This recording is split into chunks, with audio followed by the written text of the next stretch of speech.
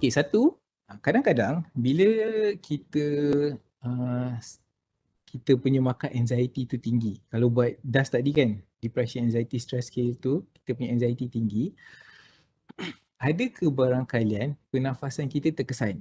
Okay, macam mana nak tahu pernafasan kita terkesan? Okay, tadi kita dah tengok kan, cara nak tahu kita ni stress atau tidak. Okay, satu adalah kita tengok pernafasan kita. Pernafasan kita, okay. Satu benda nak tengok kitaran pernafasan kita. Okay. Kita bernafas macam nak tahu kitaran pernafasan kita. Dalam 1 minit, 60 saat, ataupun nak buat 30 saat boleh, tapi kena darab 2 lah. Okay. Tarik nafas, hembus, 1 kitaran. Tarik nafas, hembus, kitaran kedua. Tarik nafas, hembus, kitaran ketiga. Itu kita nak tengok kitaran pernafasan. Okay. Kalau you berapa buat kan? You berapa buat? Oh, 1. Tarik, hembus, 1. Tarik, hembus, 2. Tarik, hembus, 3. Okay. Dalam 60 saat, ada berapa kitaran? Okay. Kalau nak kenal pasti, boleh cuba buat. Cuba buat. 1, 2, 3, 4. 60 saat. Ataupun dalam 30 saat, kira, lepas tu darab 2. Sebab nak 30 darab 2 kan? Okay. Jadi kitaran pun kita darab 2. Apa yang ditunjukkan daripada bilangan kitaran kita ni? Okay. Bilangan kitaran ni, selalunya dalam 1 minit 12 ke 20 kitaran, maknanya kita dalam keadaan yang relax. Kita punya kitaran pernafasan tu normal. Bila kita dalam 21 ke 30, kita dalam kitaran pernafasan yang mula tidak selesa. Badan kita dah tidak selesa. Kalau kitaran pernafasan kita 31 ke atas, maknanya badan kita rasa gelisah dan cemas. Kita dalam keadaan cemas. Dekat sini, kenapa kitaran pernafasan ni penting? Kitaran pernafasan ni penting sebab bila kita di dalam keadaan cemas dan gelisah, kita anxious selalu kan. Apa yang berlaku adalah pengambilan oksigen dan pengeluaran karbon dioksida dia tidak optimum. Bila tidak optimum, apa yang berlaku selalunya adalah hyperventilation. Hyperventilation ni kan, contohnya tak perlu pun ada rasa resah. Kita boleh buat hyperventilation sendiri. Nak buat macam mana?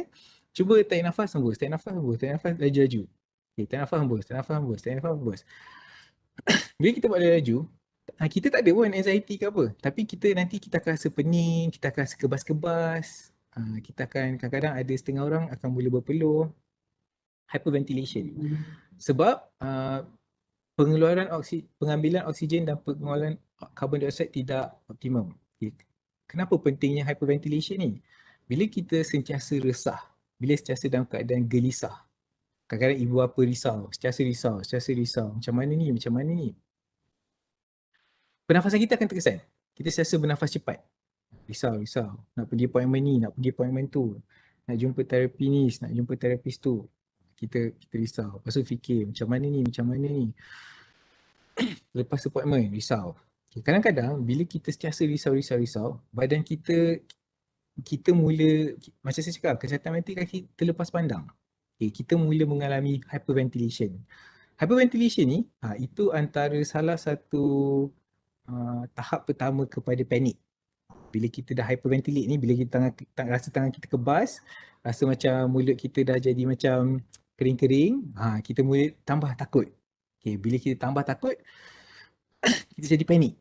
Bila kita jadi panik, dia akan jadi satu kitaran panik. Dia jadi kita anxious. Lepas tu badan kita terkesan, kita mula rasa kebas. Bila kita rasa kebas, kita makin takut.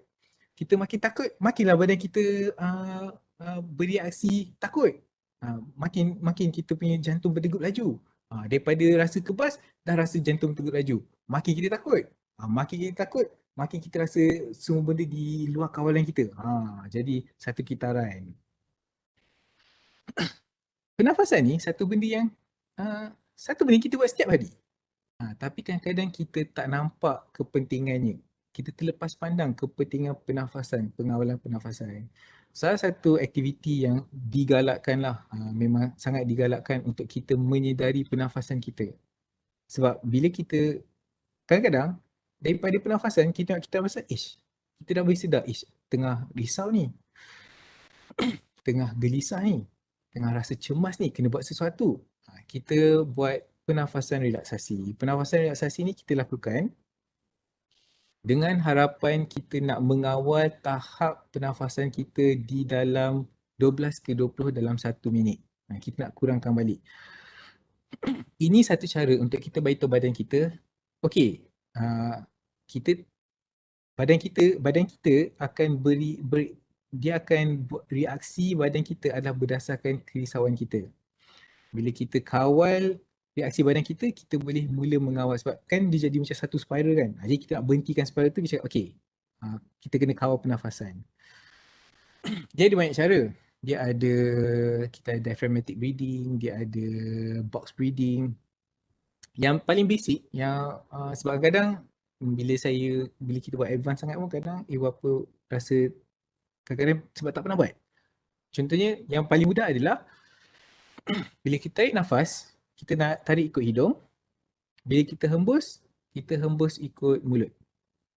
Tarik nafas ikut hidung, kita hembus ikut mulut. Okay, itu satu aspek pernafasan relaksasi. Kita duduk dalam keadaan yang selesa, tarik nafas ikut hidung, hembus ikut mulut. Satu lagi adalah kita kira. Kita tarik nafas perlahan-lahan. Kita tarik nafas dalam masa 4 saat. So bila kita tarik nafas tu, kita ada masa 4 saat untuk tarik nafas. So bila kita tarik nafas, kita boleh kira 1, 2, 3, 4. Kita tahan. 1, 2, 3, 4. Kita hembus perlahan-lahan. Hembus perlahan-lahan. 1, 2, 3, 4. Asalnya kalau face to face kita akan buat sekali lah sebab kita nak tengok. Okay. Kira hidung, mulut. Okay, yang ni kalau kita tak pernah buat dia jadi mencabar. Bila kita tarik nafas, kita nak tarik nafas di mana perut kita naik. Okay, selalunya kalau tuan-tuan dan perempuan, bapa semua tarik nafas, kita tarik nafas, kita secara logiknya kita nak dada kita naik lah. Sebab paru-paru kan? Paru-paru kat dada. So bila tarik nafas, patutnya dada kita naik lah. Kenapa pula perut naik? Sebenarnya, bila kita tarik nafas, kita bukan tarik nafas ke perut. Cuma kenapa perut naik adalah sebab diaphragm adalah dekat kawasan nak ke perut. Okay, bila kita tarik nafas dalam, yang kembung bukanlah sepatutnya bahagian atas paru-paru, tapi bahagian bawah paru-paru. Kita tengok kan paru-paru, okay, bahagian bawah tu yang kena kembang. Macam mana nak tahu bahagian bawah tu kembang? Bila kita tarik, perut kita naik. Bukan kita tarik nafas ke perut. Tapi mari kita tarik nafas ke bawah, sampai ke bawah diaphragm kita. Mari kita optimiskan pengambilan oksigen dan pengeluaran karbon dioksida.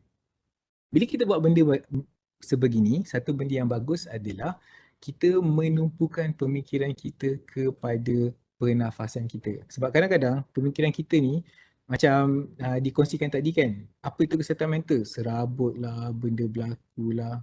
Okay. Sangat penting untuk kita fokus semula kepada apa yang berlaku sekarang ni. Ataupun kita nak kurangkan pemikiran-pemikiran tersebut, kita tumpukan dekat sesuatu. Dan sesuatu yang paling mudah untuk kita tumpukan adalah pernafasan kita. So kerana kita ambil mudahkan pernafasan, tapi pernafasan ini sangat penting.